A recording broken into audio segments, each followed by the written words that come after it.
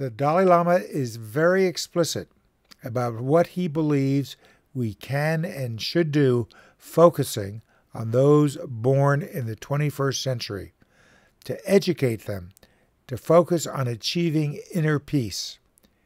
He believes that it is only with inner peace that we will feel compassion towards all people. Near the end of this webisode, we discussed Darwin's suggestion that we act compassionately in order to reduce the suffering we feel, albeit empathetically, when we witness another person suffering. The Dalai Lama agrees that this can motivate compassion, but he sees it as only an initial first step to fully developing compassion which is not self-focused. So now, quite clear, that in order to build a healthy world, peaceful world, compassionate world, we must concentrate on heartedness.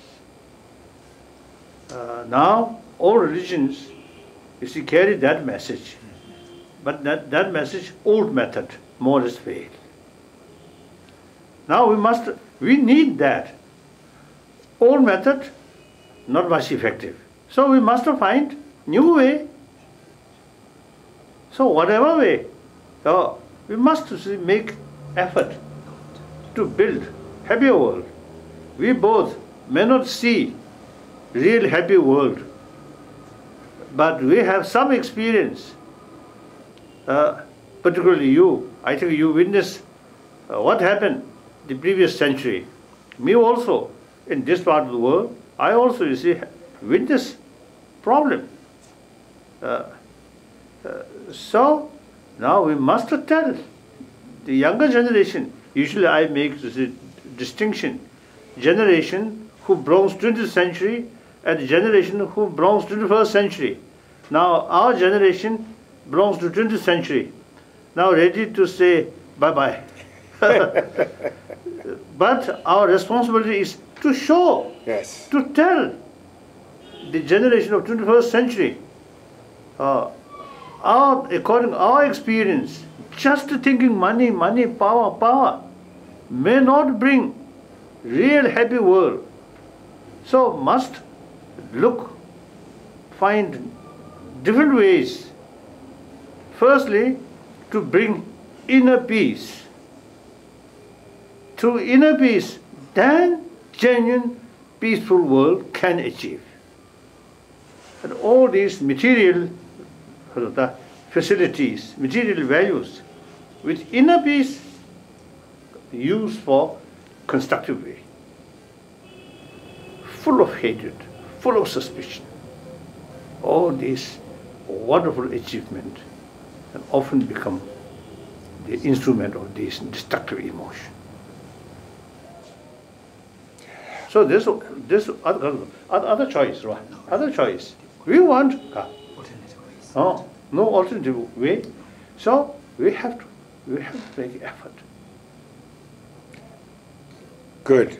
I'm very pleased because I do think this is a possibility. And then another thing, I think, if I tell people importance of compassion, then people may feel, oh, Dalai Lama as a Buddhist monk, naturally he may talk.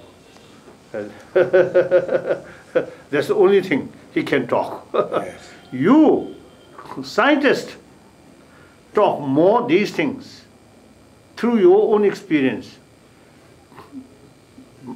People, I think, may look more seriously. This I feel. Well, I think different people will look more seriously at what you say and what I say, because we command different audiences. You command a much larger audience, but let me, there's an issue I need to clean up, because I'm also thinking I'm going to have to write this all into some coherent fashion at some point. This came up the last time we met. And I read you another quote from Darwin, and you agreed with it. Yes. And then Matthew Ricard, wonderful man, who's actually just coming out of retreat today, So I was unable to talk to him about these things. He's been in retreat the whole time. But Mathieu Ricard, when he read our book, he said, "You've got the Dalai Lama wrong." So let me try to straighten this out. Darwin said, "We are impelled to relieve the sufferings of another in order that our own painful feelings may be at the same time be relieved." That is, what he's saying is that when I see what I'm calling proximal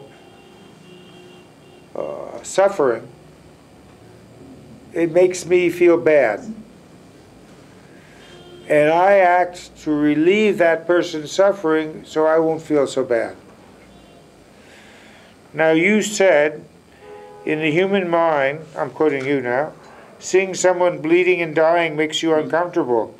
That's the seed of compassion. We are thus impelled to relieve the sufferings of another in order that our own painful feelings may be at the same time relieved.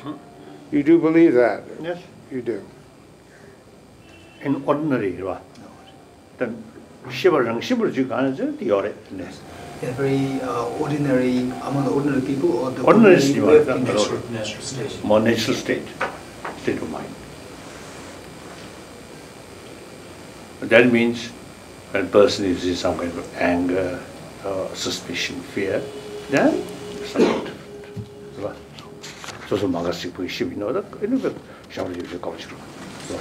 So on the other hand, we also need to think of you seeing your enemy dying or suffering, then it will make you happy rather than feeling sad or. That's right. Yeah. It's not necessarily that you're going to feel that. But so it's, by nature, yes, even animal, they are same species. They see express pain. yes, The others also is showing some kind of concern. yes, We human being naturally, yes. unknown person or no sort of negative sort of attitude, that by nature. The other one. The necessity of increasing global compassion before time runs out on the degradation of the planet is explained more in my ebook, Moving Towards Global Compassion, available on my website. Also on my website, you can find the earlier webisodes in case you missed them or want to see them again. The next webisode will appear in 2 weeks from the date this one first appeared.